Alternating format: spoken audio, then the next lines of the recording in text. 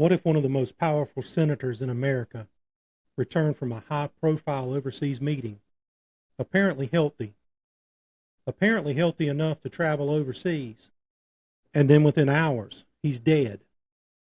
Well, that's exactly what happened. And the official explanation, well, it leaves a little to be desired. It says sudden illness, cardiac arrest. No lengthy medical history released, no detailed timeline, just a few sentences. And for many people, that's not enough.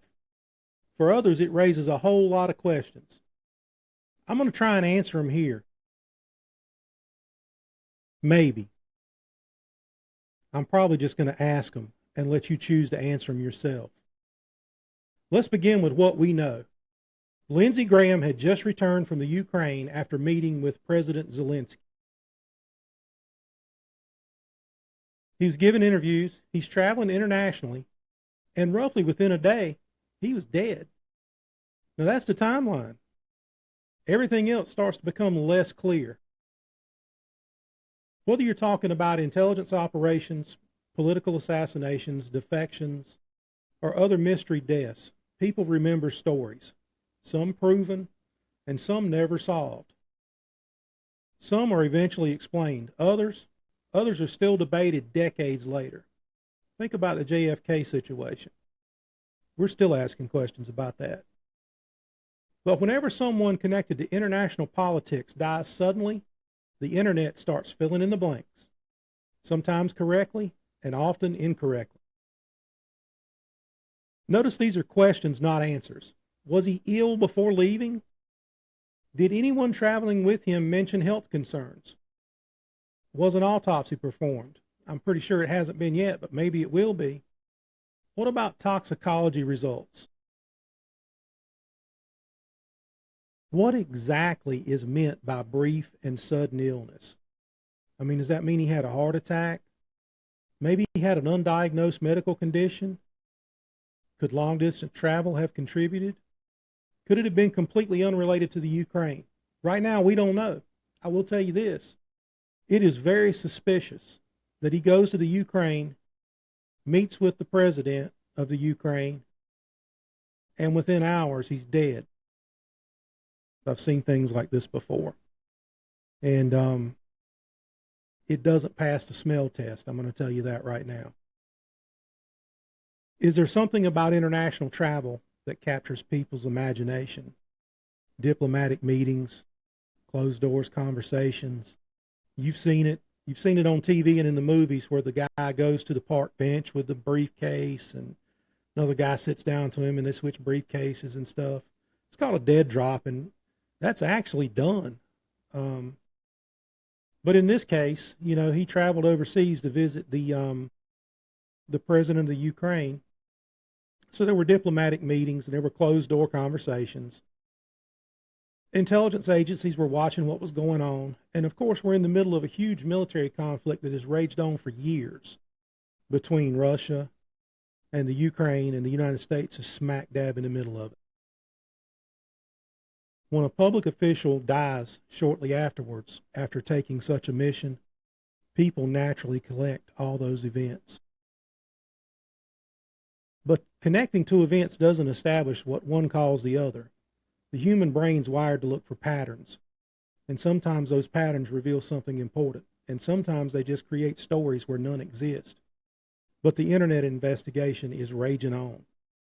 Social media is already producing theories, and by the way, I share some of these. But some of the theories on the internet are he was poisoned, he was hit with radiation, biological agents, stress. Some are even saying it's vaccines that did it. Some are claiming that foreign intelligence caused his demise. Others are saying domestic intelligence, and some are saying his political rivals. Every major event today seems to generate dozens of competing explanations before the investigators have ever raised basic information. And I can assure you that the political rivals story, that angle is going to be wide open on the internet in the next 24 to 48 hours. But what do you think? Do you think, I know you've heard of Havana syndrome, and that's directed energy weapons that are used against people. And it was first discovered a few years back, and it was named Havana syndrome.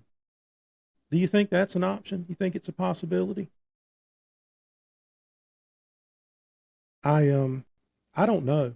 I don't know what the answer is, but I do know that it is possible to use a directed energy weapon from distance and target someone and never be seen. That's what you're doing. Was Lindsay assassinated? We don't know. We may never know, but it is very, very suspicious that he would travel to the Ukraine and come back and die. So with Senator Graham, there's some questions that really need answering, such as his medical history, any recent symptoms that he had, travel records. Did he go anywhere besides the Ukraine? You know, there'll be witness statements. What medications was he taking? What environmental exposures? And I sure hope that they do a toxicology report, because this whole situation doesn't seem right. Man appears to be healthy, and then just he suddenly gets sick and dies.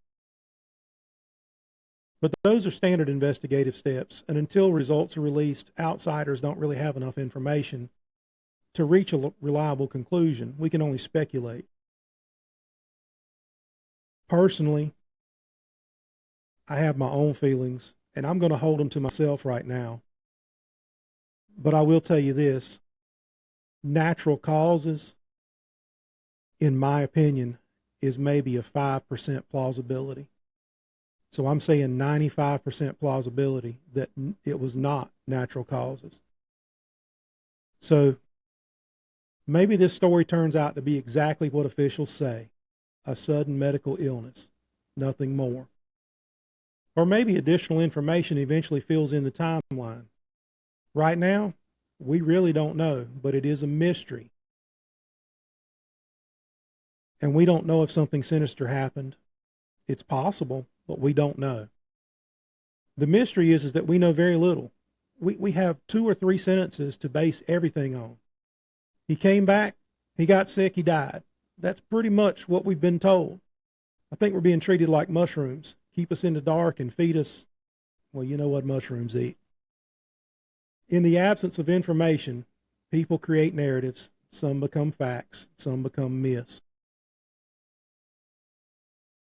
So I'm going to continue to follow the evidence wherever it leads. And I'll try and resist the temptation to mistake unanswered questions for answered ones. Because asking questions is healthy and jumping to conclusions is not. I have what I call a swag about the situation. And a swag is a term that we used in military intelligence. It stands for scientific wild ass guess. So basically, from what I know of Graham, his political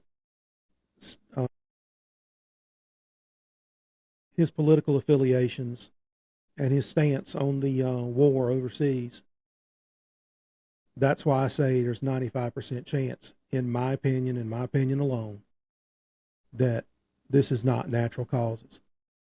Stick around. I'm going to cover this some more as some more information comes up. I have my suspicions that what used to be a 3-letter agency of a foreign government is involved. But time will tell, and we'll see. This has been Todd Edwards. I'm TickBite NC, and catch me on the next one.